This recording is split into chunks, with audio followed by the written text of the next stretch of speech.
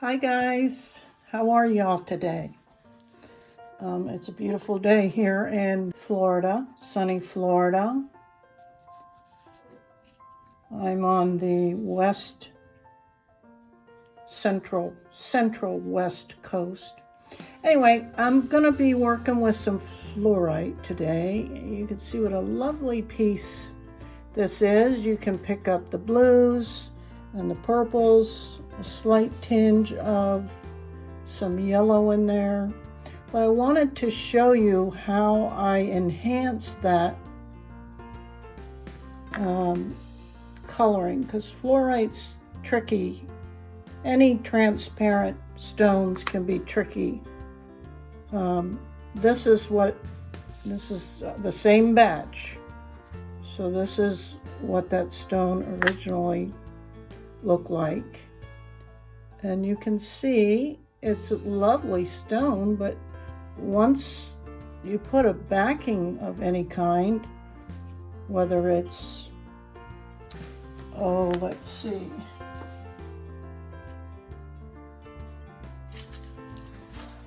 whether it's silver, I guess silver might help pick it up a little.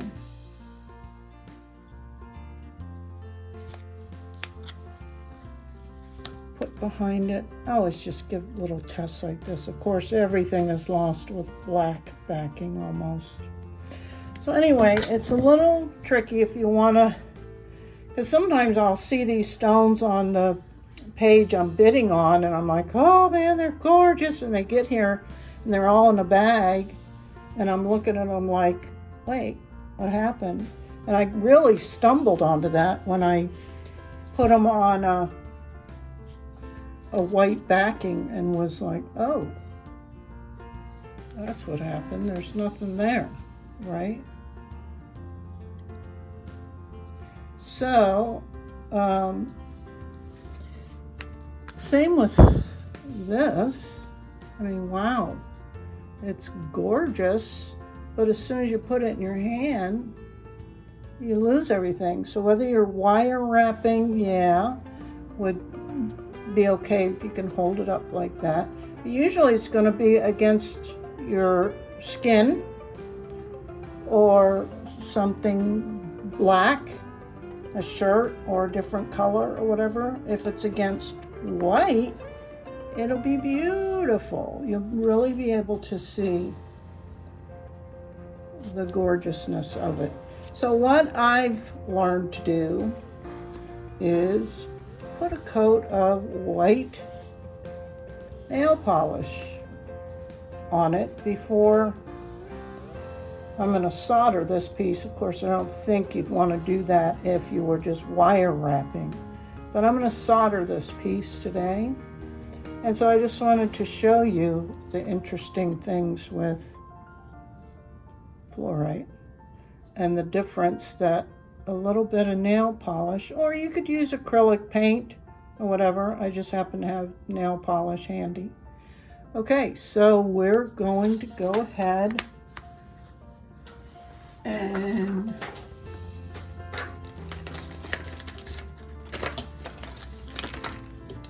clean it, of course, with some alcohol.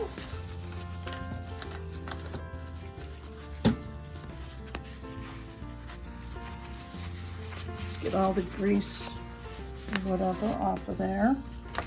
And then I think this will be sufficient. This is a thin, this is a 1/4 inch copper tape. That'll be good. And you can just do a quick measurement here.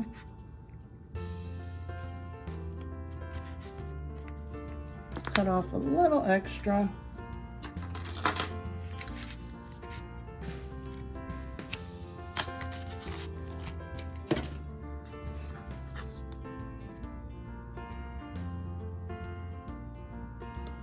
This is always a little tricky, but sometimes I get it right away. Woohoo!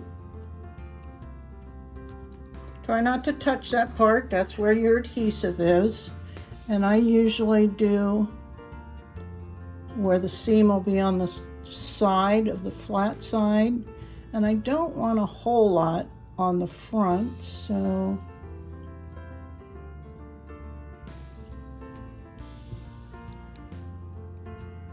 using the side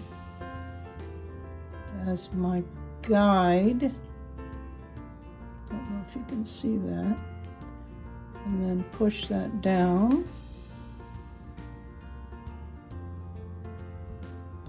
And then we'll go around the corner here. Put a little bit more. I've seen people take the whole backing off, but for me, it gets, you know, stuck to itself and all kinds of nonsense. So I don't do that. I just unravel it as I go. So again, I'm using this section here as my guide because I don't want too much on the top of the stone. And you can always trim it off if you do, but you know, might as well try to get it as best you can the first time around, is my motto. I hope I'm on screen. Again, use that as my guide. Now I can take the rest off.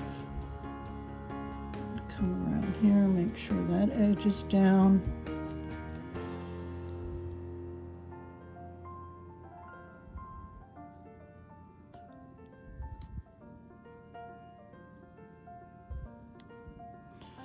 There we go. Just give it a little push on the sides.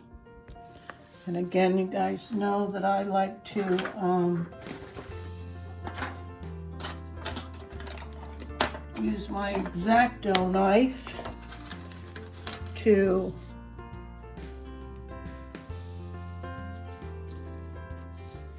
get these edges crisp. So I stick this in, blade side up, right in there, give it kind of a punch through and then lift up.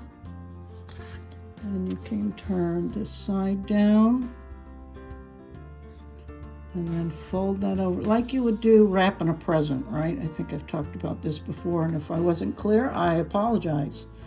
Take your next edge, punch it through, bring it up, fold that side over and that side over, and then you can cut those edges off if you want, but it's usually small enough that this one's already folded over. There's that. We shouldn't have that problem on the front, but we're going to check. Looks like I may need to trim this here a little bit. Let's see. I didn't used to get so specific with things, but I'm learning. And the reason I didn't was because it's hard, like I said, to do those little fine detail things, and I don't want to scratch the stone. My blade is not super sharp. It's been used quite a bit, so. But of course, always be careful when you're dealing with an X-Acto knife. So you'll see this is a little challenging for me.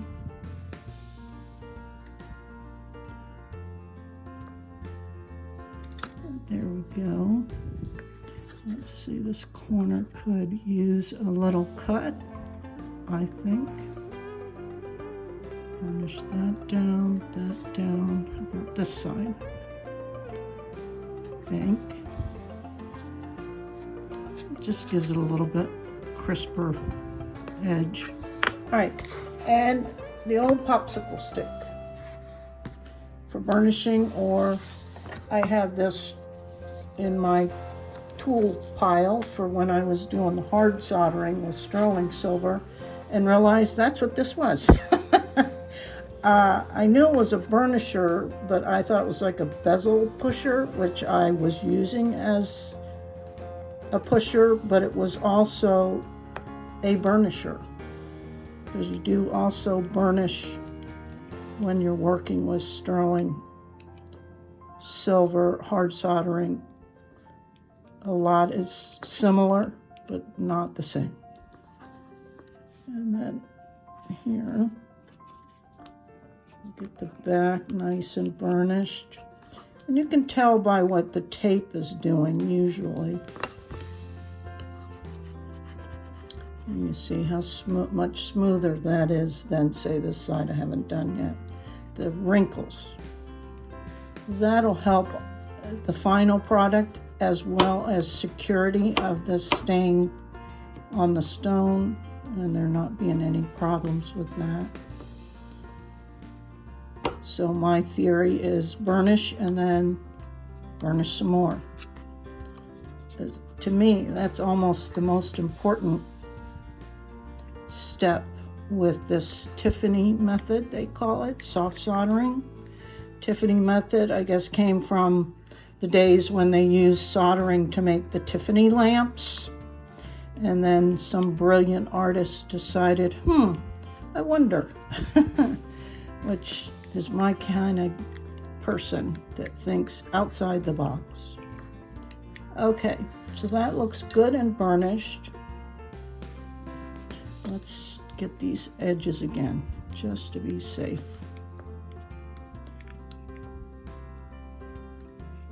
You don't want to do it so hard you're going to rip it, but this stuff is pretty tough. And just give it a look. That looks pretty good to me. Of course, at this point, I have not even considered the final design. So we're just going to get this puppy soldered and go from there. Again, I'm using Oatey No. 5 lead-free solder paste flux. And I have a little brush that I cut some of the bristles off so it's much shorter. And I usually just take a little and put it in the lid because you can cross-contaminate basically anything. I've seen people just dabbing in the flux with a brush repeatedly, and all they're doing is picking up the impurities from the solder or dust in the air and transferring them back into their flux. And so today I'll be using Silver Gleam, which as you all know, if you've watched any of my previous videos, that I just recently started using this because I didn't before, was the expense, because it is literally twice the cost of anything else, any other kind of jewelry grade lead-free solder. So it's worth every penny. It's amazing. Anyway, and then I have some tinning wire. That's always important. Also using my brand new Heiko FX610. This has the control setting on the handle, and right now I have found that 410 works really well for me. I'm going to give this a little wipe on the sponge. That brings it back to a nice silver color. The tip is good. We're going to go ahead and flux this piece. Now, you might be wondering, what is that nail polish going to do under there? Well, we're going to find out. I have tried this before with some other pieces, and it really wasn't a problem as long as you're not just keeping your iron on one spot for too long. It should be just fine. You want to do quick strokes or whatever movements. Let me get my trusty little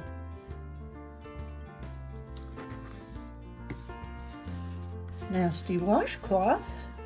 We'll start on the back and get that done.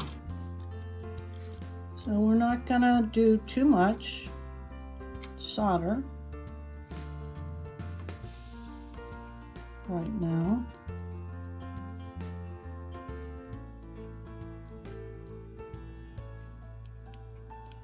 And I just like to use a rag because then I can hold it down.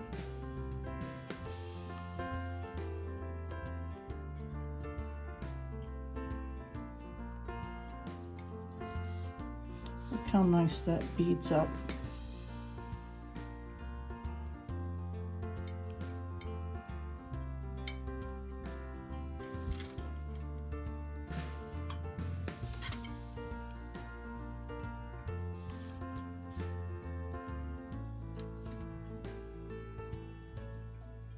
Wow. Lovely.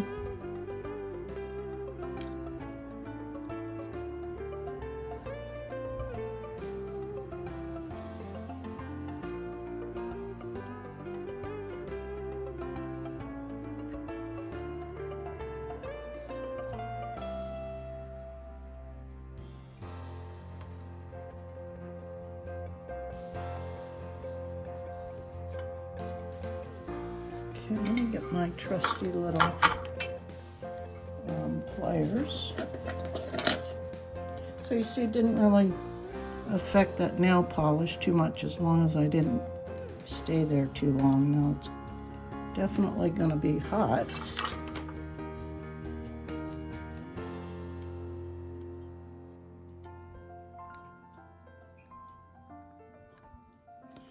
And as I mentioned before, the mistake I made early on was kind of trying to like paint with this iron, and it's not a paintbrush. It's hot, and you just kind of want to touch your surface is how these stained glass people really work. Beautiful, marvelous.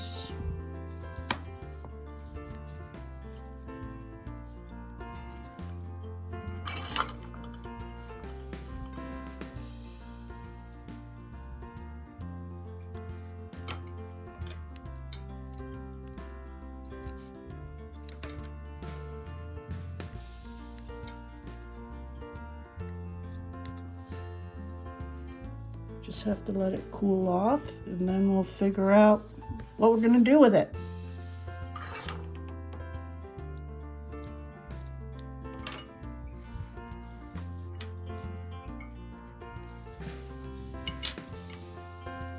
Right? What are we going to do with it? We're going to keep it simple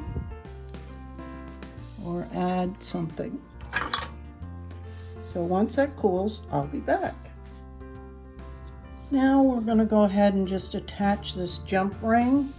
I tried a few things and I wasn't happy with how they were looking, so I think we're going to go kind of simple on this piece and maybe just add a little bit of decorative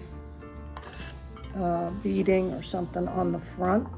But let's just keep this simple. My main focus here was to show what you can do with transparent stones, really. So I fluxed both surfaces and hold this in place.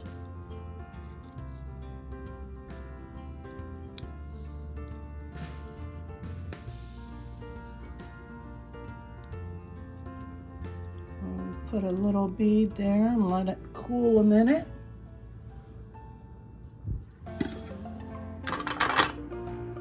Have a look.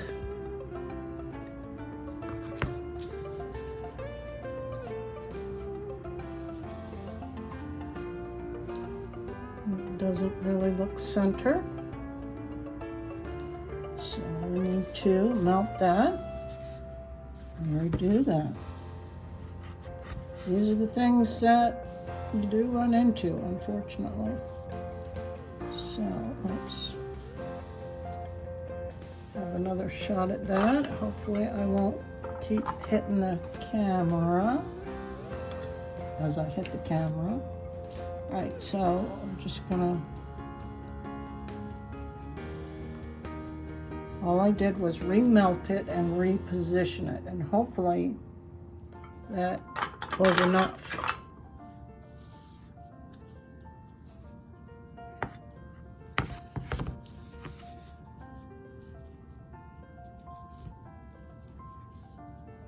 That's better.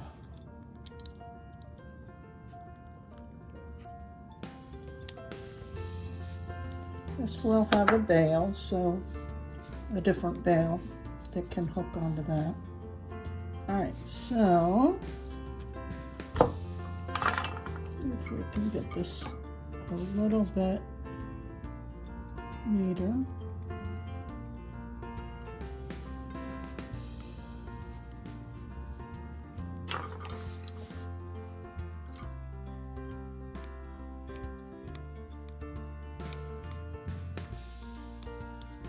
I'm good at slices, I can do that, but I think people get tired of seeing that. But you know what? That's what I'm gonna go with.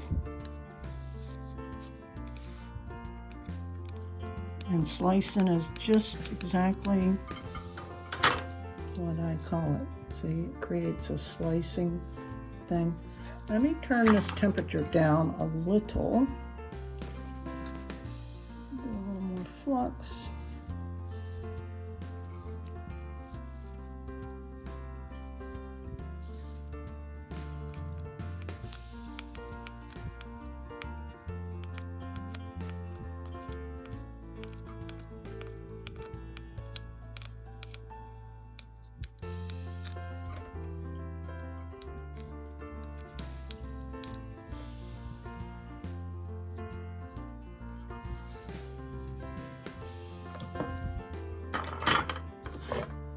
And let's do that on the bottom of the piece. I'm going to try and pull some of this solder over the top.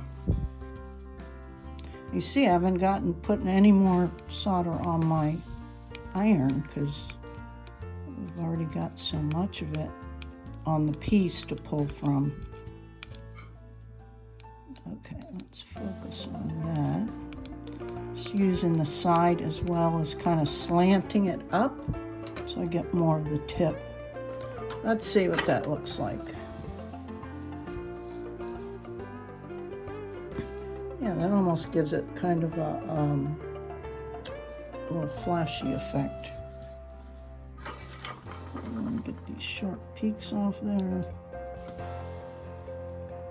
And don't worry about it being on the stone, though you don't want to expose the stone to too much heat because they could crack.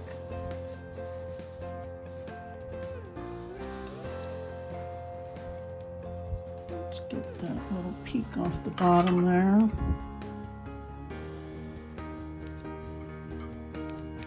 And then I created another peak.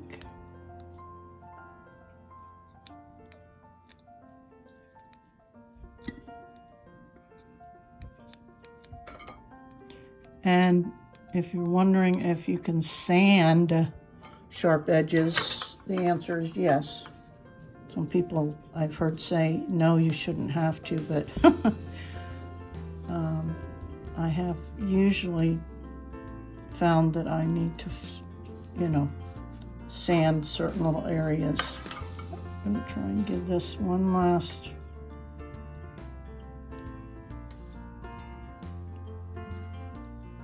so we're good to go here. And then what I'll try and do is maybe add another coat of polish to the back and maybe seal it with resin.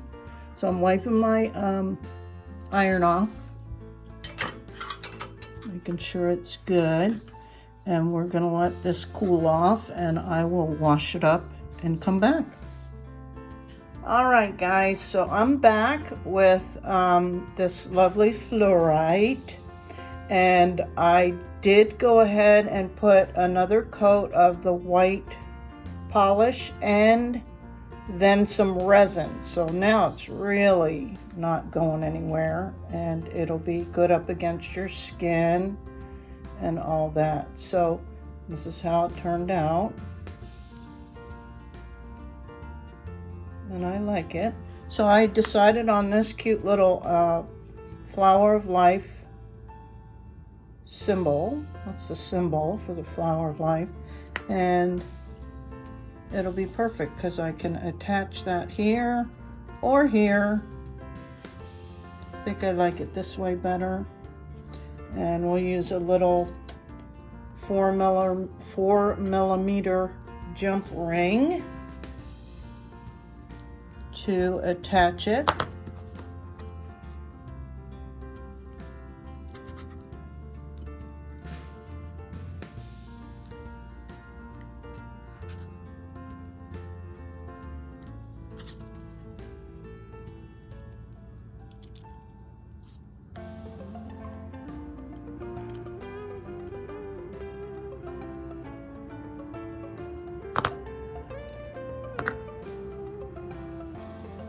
And then I have this kind of it's called a pinch bail that I'm going to use on this, because this is pretty thick here, so that'll work fine. And I'll have it pinch at the back. Make sure I have it on the center.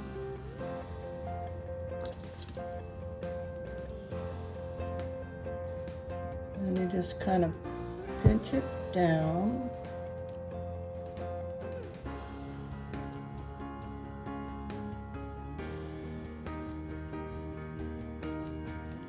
And then this little part kind of snaps over it.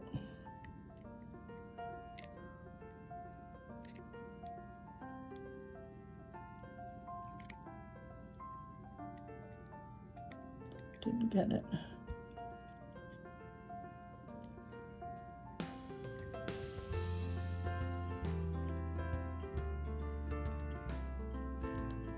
Like that. See how it's over.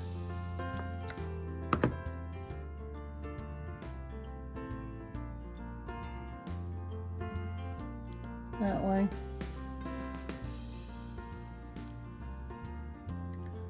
And there's that. Let's get a little cord.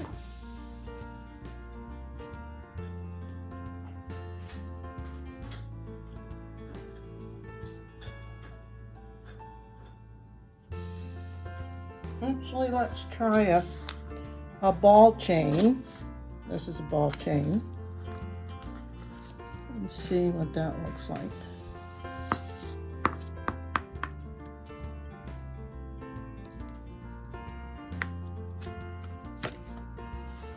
Yeah, that looks cute.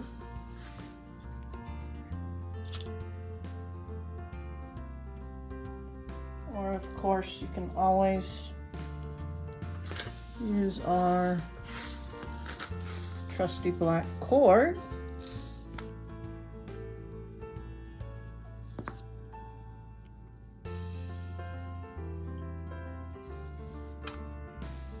Kind of your preference.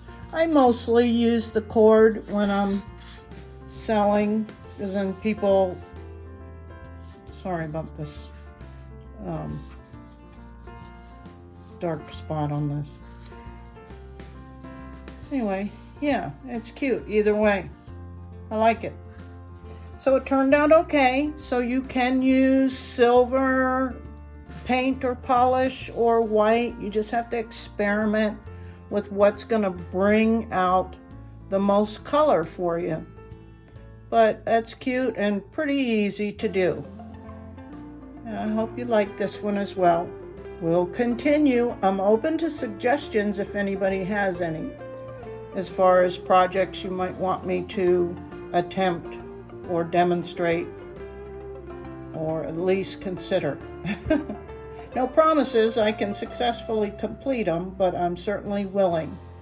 And I appreciate all your comments and keep them coming. Okay, bye guys.